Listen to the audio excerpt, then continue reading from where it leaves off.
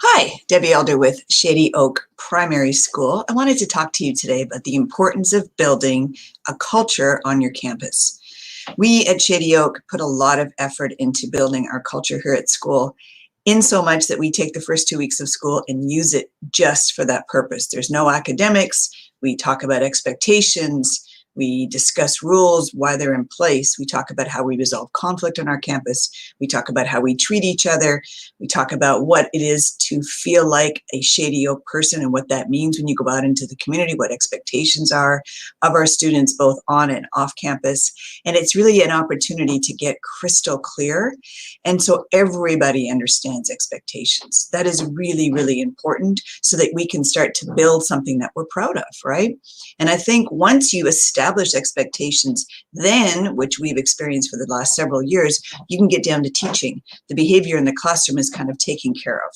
Now, does it all go away and there's no issues? No, I wish that was the case, but it is definitely minimized, and our students are very clear on why they're here and what their expectations are when they're here at campus. So what that allows us to do is not micromanage. Nobody likes to be micromanaged. And when you know what you need to do, you can step into the independence of doing your job. And that's what we really like to enable our students to do, is to truly be independent learners who we bless them with an opportunity for the learning to be meaningful and purposeful. So what does that mean? Well, that transfers into giving them a lot of voice and choice. We want to make sure that our students feel heard and that they understand our job here at elementary school is to teach a love of learning and to get the foundational skills down. We also want to teach them how to learn. Content is really irrelevant.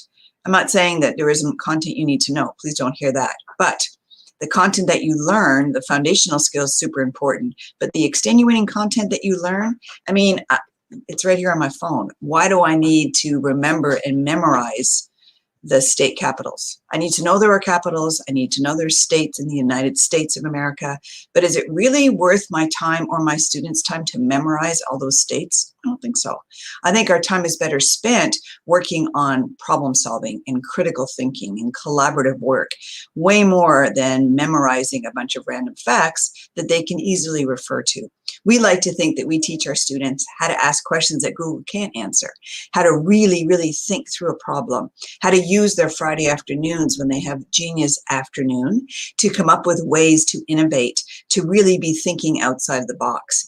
That is true learning, to really have a say in what they learn. We do a lot of voting here on campus. Our students get an opportunity to really voice their opinions. I think it's important that they have opinions. I think it's important that they can make decisions. I really want our students to be decisive thinkers, to be someone who's careful and aware of other people's needs, desires, and wants, but also is very aware of their own, who can advocate for themselves, who knows when they need help, and who can use the resources available to them to get their needs met, right? We don't want any wallflowers. We don't want somebody that's going to sit back and allow everyone to do for them. This is a cooperative campus. Everyone participates, and together we're stronger as a team. And knowing what you bring to the table is another key aspect to that team building strategy that we employ here on a daily basis. When we do project-based learning, our students have to know what skills they bring to the table. How do they augment the weaknesses of their fellow classmates? How do the classmates help them in their areas where they're not as strong? All of that builds and allows them to really recognize who they are when they look in the mirror and what they bring. And for me, that just makes it all worthwhile. So if you're not emphasizing campus culture, I really implore you to do so.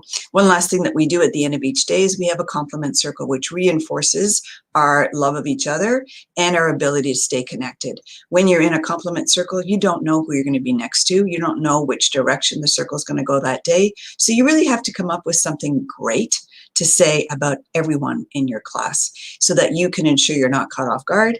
And when you look for something, that's what you find. So if you're looking for the positives in others, you find those. And so we really work hard to keep that growth mindset and to ensure that our students are showing up as their best selves every day. Have a great one yourself.